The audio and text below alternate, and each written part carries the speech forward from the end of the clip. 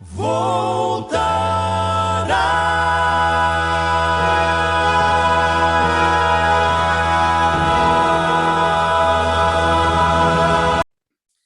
graça e a paz do nosso Senhor Jesus Cristo.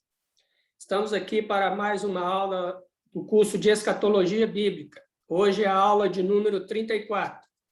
Eu sou o pastor Paulo Rogério e te convido a vir comigo estudarmos o que diz o capítulo 14 de Apocalipse. Ok? Vamos lá? PowerPoint.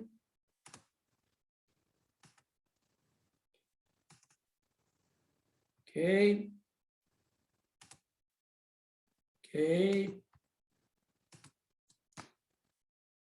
Escatologia Bíblica, aula de número 34. Nós vamos estudar o capítulo 14. O capítulo 14 de Apocalipse, ele traz dois assuntos e eles não estão ligados aos acontecimentos aqui na Terra, principalmente o capítulo 14. Já a parte dos anjos mensageiros que nós vamos estudar, aí sim entra no que nós estamos estudando, que é a grande tribulação. Eu disse, parece que na aula passada, que os assuntos que nós estudamos, os 4 animais, a visão de Daniel, agora o capítulo 14, sobre os 144 mil, nós não devemos esquecer que aqui na Terra, nesse período, nesses apêndices que nós abrimos para explicar, né, a grande tribulação está rolando, o sofrimento está rolando. Aquilo que nós já estudamos sobre os cavaleiros, sobre as trombetas, né, está acontecendo e a Terra está um caos. E nesse caos, existe a pessoa do anticristo atuando, existe a pessoa do falso profeta atuando, ok? Então, isso são apenas apêndices em que nós estamos abrindo para o completo entendimento do estudo da escatologia bíblica, tá bom? Olha, os capítulos 14 e 15 do livro de Apocalipse, eles passam a descrever as bênçãos de pertencer ao reino de Deus. E também mostra diversos preparativos para a segunda vinda de Cristo e o julgamento final. Então, ele é as duas pontas. Ele é o desenrolar da glória, dos salvos e da destruição daqueles que não aceitaram Jesus. Né? E Apocalipse 14, ele começa com a redenção dos 144 mil judeus, que foram selados por Deus. Nós já estudamos isso em Apocalipse 7. Né? Aqui, eles não são mais expostos a julgamento como então, mas são triunfantes no céu. Em contrapartida, né, o capítulo 14 é aquilo que eu disse. É exposta a ira de Deus sobre aqueles que receberam a marca da besta. Já no capítulo 15, expõe a vitória daqueles que venceram entre as batalhas que se deram, né, e estão acontecendo, e expõe o furor de Deus, onde o furor de Deus, né, ou também chamado a ira de Deus, se expõe sobre as 7 taxas, as 7 taças, né, que também são chamadas de a ira do Senhor, ou a ira de Deus. E aqui, as duas classes, sejam elas gentios ou sejam elas judeus, elas formam juntos a companhia de santos que reinarão com Cristo. Aquilo que eu disse, é a igreja arrebatada, é a igreja que está com Cristo. E essa igreja, ela é feita de judeus e é feita de gentios. Nós vemos isso muito bem quando nós estudamos o livro de Atos, onde o evangelho começou a ser espalhado entre os judeus, houve uma grande fome, os judeus foram espalhados pela face da terra, já tendo recebido o evangelho, Atos capítulo 15, né? É ali uma decisão histórica, né, para a igreja, onde uns gostariam de ficar com o judaísmo e outros já entendiam que esse evangelho tinha que ser expandido ao mundo. E isso coube a Paulo e a Barnabé, que levaram uma carta dizendo que aqueles em Jerusalém aceitavam os de Antioquia como irmãos. E aí nós vemos, quando chega em Antioquia, essa carta é lida, nós vemos no final dessa história, aquele versículo: e aqueles que ali estavam foram chamados pela primeira vez cristãos. E Paulo, em suas cartas, nós sabemos muito bem, ele fala a questão de gentios e judeus, que não há mais separação, mas é um só povo, um povo unido por Cristo, unido pelo sacrifício de Cristo na cruz do Calvário. Ok? Então, vamos lá, vamos ao capítulo 14. 144 mil. O capítulo 14, nós vamos ler, o verso 1 e 5 diz o seguinte: e olhei, e eis que estava o Cordeiro sobre o monte Sião, e com ele 144 mil, que em suas testas tinha escrito o nome de seu pai. E ouvi uma voz do céu como a voz de muitas águas, e como a voz de um grande trovão. E ouvi uma voz de arpistas que tocavam com as suas harpas. E cantavam como cântico novo diante do trono, e diante dos 4 animais e dos anciãos. E ninguém podia aprender aquele cântico, senão os 144 mil que foram comprados da terra. Então, nós vemos aqui, comprados da terra, significa que eles já tinham cumprido a sua função aqui na terra, que era pregar o evangelho do reino, e agora, diante da perseguição deles, nós vemos que eles, com as 2 testemunhas, foram arrebatados todos ao céu. Nós não podemos afirmar que isso aconteceu ao mesmo tempo, mas o que nós podemos afirmar é que quando nós estudamos as 2 testemunhas, nós vemos que eles foram arrebatados. E agora nós podemos afirmar que esses 144 mil judeus foram comprados da terra e estavam no céu, entoando um novo cântico ao Senhor. Verso 4. Estes são os que não estão contaminados com mulheres, porque são virgens. Estes são os que seguem o Cordeiro para onde quer que vá. Estes são os que dentre os homens foram comprados como primícias para Deus e para o Cordeiro. E na sua boca não se achou engano, porque são irrepreensíveis diante do trono de Deus. Aqui determina o local.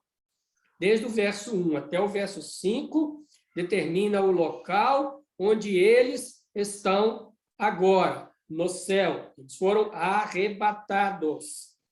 Não é? E se nós voltarmos a Apocalipse capítulo 7, nós vamos ver o seguinte, que lá falam, né, da tribo de Judá, 12 mil, da tribo de Zebulon, 12 mil, de Asser, de Manassés, né? E nós vemos que são todos aqueles selados das tribos dos filhos de Israel. Então, acho que fica bem determinante que esses 144 mil são de nacionalidade judaica e fizeram a questão, fizeram, né, o compromisso, fizeram o mandado de Deus, que era pregar o evangelho do reino. Vamos seguir, mais algumas coisas. Aqui, nós já dissemos, são os mesmos 144 mil de Apocalipse, capítulo 7. Eles aparecem no céu, com Cristo e com a marca de Deus. Aí fala assim, Sião, né? Estão no Monte Sião. Se nós vermos aqui esse significado do Monte Sião, não é o Monte Sião físico, localizado em Israel, mas é uma Sião, aquilo que às vezes nós cantamos em muitos hinos, a Sião celestial. E isso está lá em Hebreus.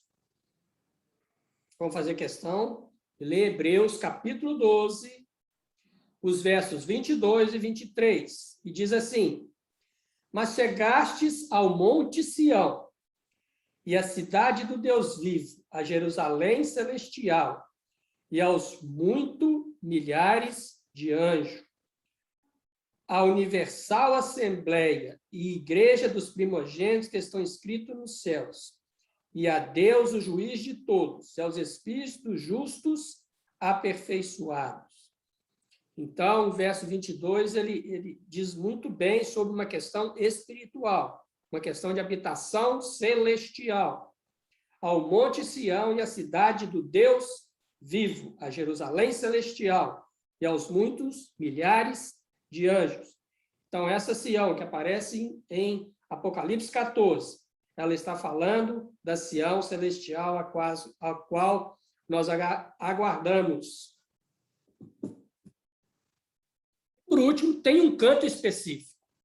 A questão dos 144 mil ter um canto específico significa o seguinte: ninguém conhecia esse cântico, somente eles.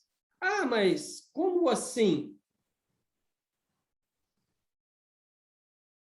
Ninguém podia aprender este cântico. Ah, é porque estava na língua judaica?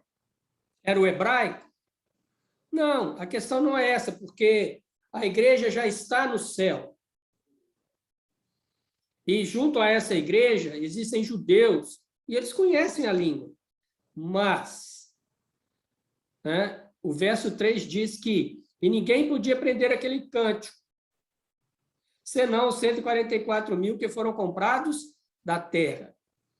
Esse cântico é um cântico de glória a Deus, é um cântico em que eles reconhecem o que eles fizeram conforme o mandado de Deus, e eles tinham um cântico específico para o Senhor Deus.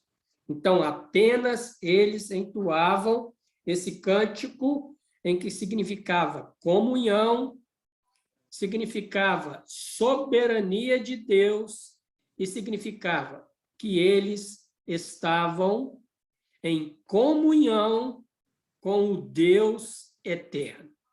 Esse é o cântico específico deles. Nós não sabemos a letra, o que estavam ali, né? Lá na grande tribulação, os que estarão ali, que é a igreja, né? E os anjos, nós não saberemos o que eles estarão cantando. Mas uma certeza nós temos, que é um cântico de louvor ao nosso Deus, o soberano, o Deus de todas as coisas, que criou os céus e a terra, e tudo o que nela há. Independente que na terra isso esteja se desfazendo, mas é um cântico de glória, é um cântico de louvor verdadeiro ao Senhor Deus. Continuando. Algumas características. Veja bem, os 144 mil, né, nós vemos aqui o seguinte: quem foram eles durante a sua estadia pregando o evangelho do reino aqui na terra? Bom, isso é determinado no verso 4. Primeiro, eles não se contaminaram com outras mulheres, isto é, não buscaram nações estrangeiras. Seguiram o Cordeiro, Jesus, onde ele fosse. Significa, eles renunciaram à sua própria vida para seguir a Jesus. Eles foram comprados como primícias para Deus e o Cordeiro. Isso significa recompensa divina. E segundo, e quarto, na sua boca não se achou nenhum engano. Então, significa santidade. Então, as 4 características que são descritos aqui no verso 4 é que eles não se contaminaram. O segundo, eles renunciaram à própria vida. Terceiro, eles receberam uma recompensa divina. E quarto, eles eram realmente santos, eles buscaram a santidade. Nós vamos ver os anjos mensageiros, não é? Nós vemos Apocalipse 14, 6 e 7. Na realidade, nós vamos até o final do capítulo. Diz o seguinte, esse é o primeiro anjo mensageiro. E vi outro anjo voar pelo meio do céu e tinha o evangelho eterno para o proclamar aos que habitam sobre a terra e toda nação, e tribo, e língua, e povo, dizendo com grande voz, temei a Deus e dai-lhe glória, porque é vinda a hora do seu juízo. E adorai aquele que fez os céus, e a terra, e o mar, e as fontes das águas. Olha, o evangelho, os anjos gostariam de pregá-lo, assim está escrito em Hebreus. Mas o Senhor não permitiu, dando aos homens essa bênção de espalhar o evangelho. E nós vemos que agora esse momento em que a igreja já não está mais na terra. Já há uma grande aflição para aqueles que não receberam o número da besta. Mas é aquilo, eu não sou radical e, às vezes, você tem que buscar todas as linhas e buscar nelas pontos positivos. Eu vejo um ponto positivo quando os dispensacionalistas eles dividem o estudo da escatologia na 7 dispensação. E nessa dispensação, nós vemos, na 6ª dispensação, se não me engano, nós vemos que, não na 6ª dispensação, mas da 1ª até a 6ª, nós vemos que o Senhor tem um modo de salvação e o Senhor aplica um castigo. É assim que Lawrence Olsen ele descreve a questão dispensacionalista. E nós vemos aqui justamente isso. Se eu pego essa parte, que principalmente Lawrence Olsen descreve, ele pega o quê? Que agora, na grande tribulação, Deus, através de anjos, através desse primeiro anjo, ele, já sem a presença da igreja, que já cumpriu o seu papel de evangelização, ele manda o anjo proclamar o santo evangelho.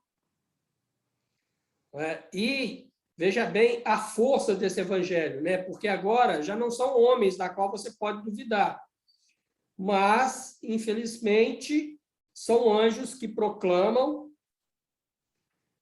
e, mais uma vez, o evangelho será revoltado, mesmo com anjos. Agora não há o que contestar, mas os corações endurecidos dos homens, mais uma vez, eles perdem a chance da conversão através do evangelho. O evangelho é que Cristo morreu por todos. E o desejo do Senhor é que todos sejam salvos. Então, mais uma vez, assim, é o meu pensamento, mas Deus não é homem para mentir. Então, nós temos que observar aqui o seguinte: para que Deus enviaria um anjo, esse primeiro anjo de Apocalipse 14, aí está do 6 ao 7, para pregar o evangelho em terra, esse evangelho eterno, para proclamar aos que habitam sobre a terra e toda nação, tribo, língua e povo. Se a igreja responsável por pregar o evangelho estivesse na terra. Eu deixo essa pergunta. Será que Deus seria incoerente? Como ele disse em Hebreus, olha, não vou dar a vocês, anjos, né, esse privilégio de pregar o evangelho, mas vou dar aos homens. É o que nós estamos fazendo hoje, pregando o evangelho. Mas nessa época aqui, ia misturar a igreja pregando o evangelho, ia misturar um anjo pregando o evangelho? Não. Um deles não estariam cumprindo essa função. E aqui é bem claro que se é o anjo que prega, não é a igreja. Se a igreja não prega, onde está a igreja? Eu tiro a conclusão que ela já está no céu. Ok? Então, vamos seguir. Ele tem, né, a função de proclamar o evangelho eterno. É o anjo que proclama. Esse evangelho eterno é de alcance mundial. Nós vemos aqui que ele proclamou a todos que habitam sobre a terra, nação, tribo, línguas e povos. E, por último, a mensagem é temer a Deus, dar-lhe glória, porque chegou o juízo. O verso 7 diz, dizendo com grande voz, temei a Deus e dai-lhe glória, porque é vinda a hora do juízo. E adorai aquele que fez os céus, a terra e o mar e as fontes das águas. Então, também é adoração. Ninguém adora a quem não é servo de um Deus. Então, a adoração, a glória, o temor a Deus é só de quem acredita em que Deus é aquele que providenciou a salvação através de Jesus Cristo.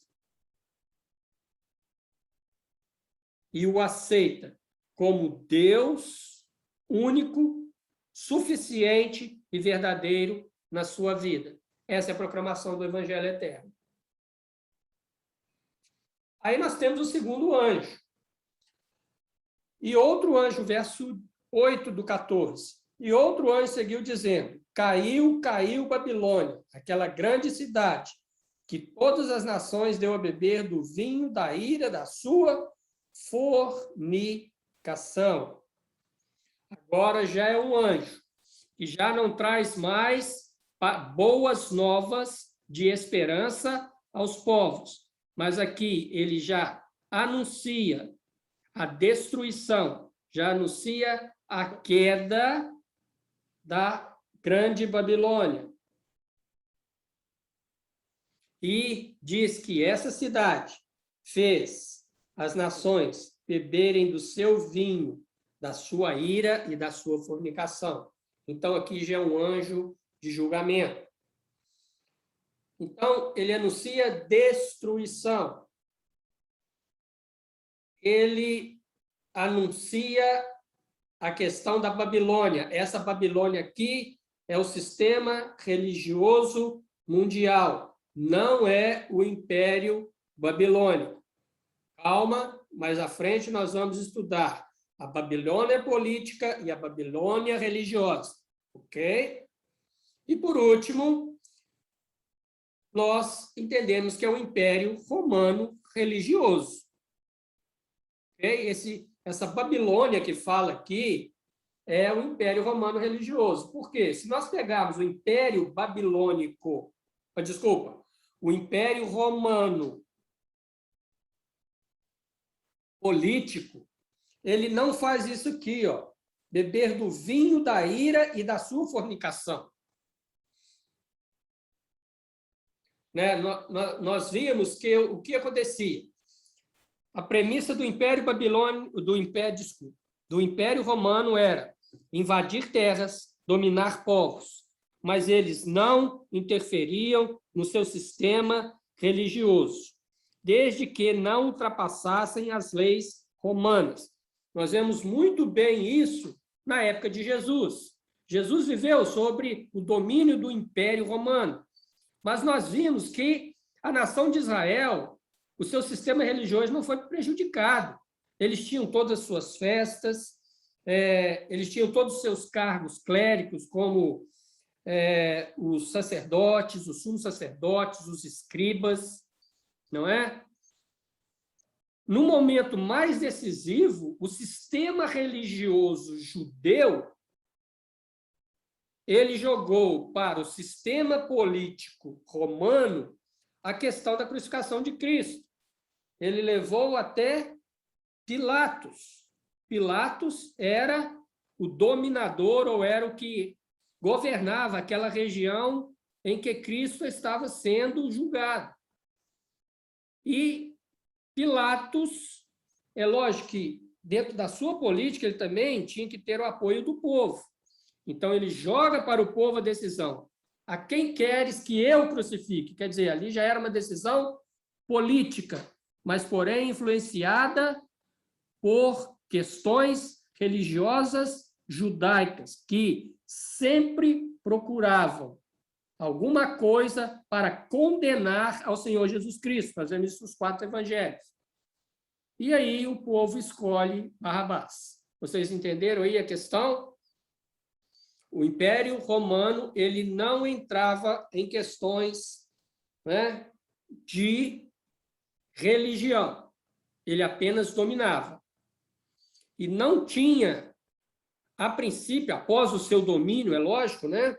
Era sempre com guerra, mas depois de estabelecido, ele não tinha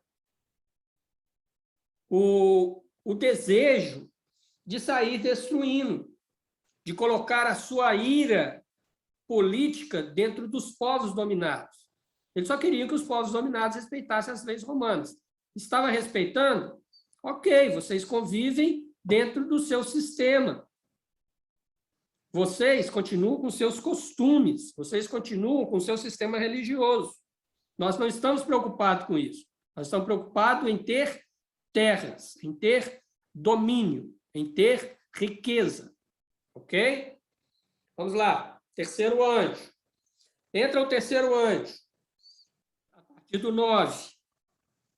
Seguiu-se o terceiro anjo dizendo com grande voz: se alguém adorar a besta e a sua imagem, e receber o sinal na sua testa ou na sua mão, também esse beberá do vinho da ira de Deus, que se deitou, não misturado ao cálice da sua ira, e será atormentado com fogo e enxofre, diante dos santos anjos e diante do Cordeiro.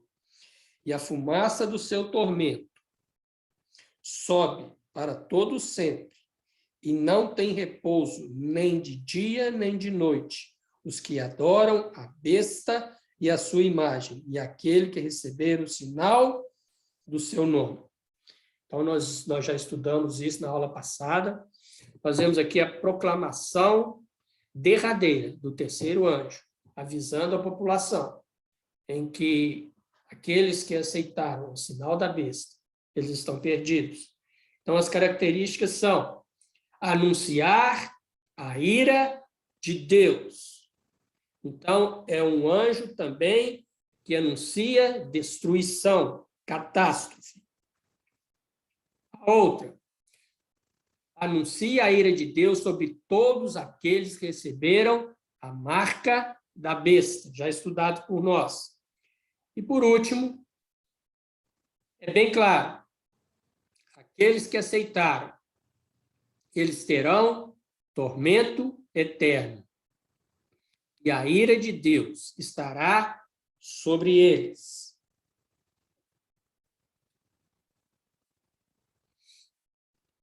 O terceiro anjo, vamos ver aqui 14, 12 e 13, continuando com a sua proclamação. Aqui está a paciência dos santos. Aqui estão os que guardam os mandamentos de Deus e a fé em Jesus. E ouvi uma grande voz do céu que me dizia: escreve, bem-aventurado os mortos, que desde agora morrem no Senhor. Sim, diz o Espírito, para que descansem dos seus trabalhos e as suas obras o segue. O terceiro anjo proclama paciência no meio do sofrimento. São aqueles que não foram arrebatados, mas conhecem o Evangelho, sabem o que é o Evangelho, e agora, por sacrifício, eles resolvem não aceitar o símbolo da besta. Sabem que serão mortos. Mas nós vemos que, mesmo diante desse fatídico fato, nós vemos a paciência que Deus dá no meio do sofrimento.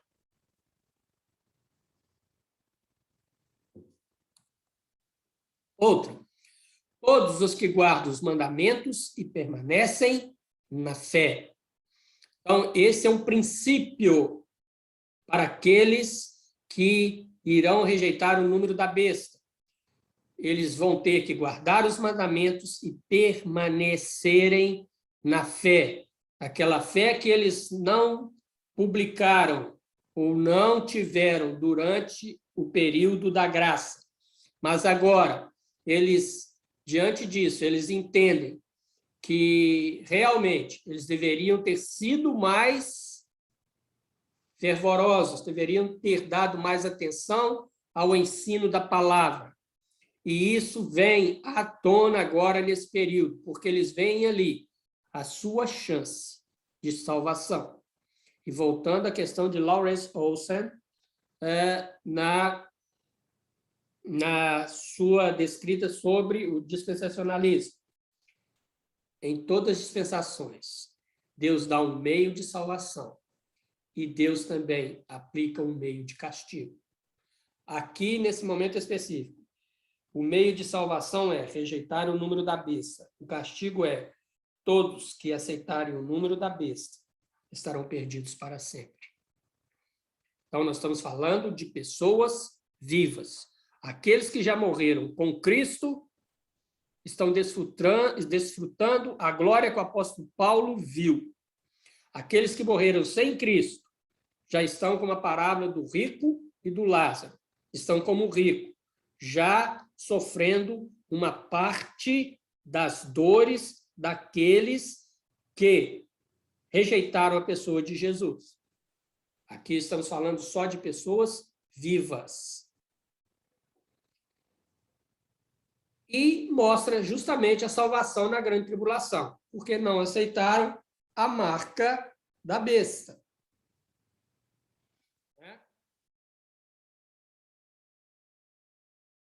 Na próxima aula, nós vamos ver o princípio do anúncio do juízo e ira de Deus. Amém? Deus te abençoe, continue conosco. Sempre lembrando a vocês que qualquer dúvida, sugestão, nós estamos disponíveis naqueles canais que estão sempre na abertura das aulas.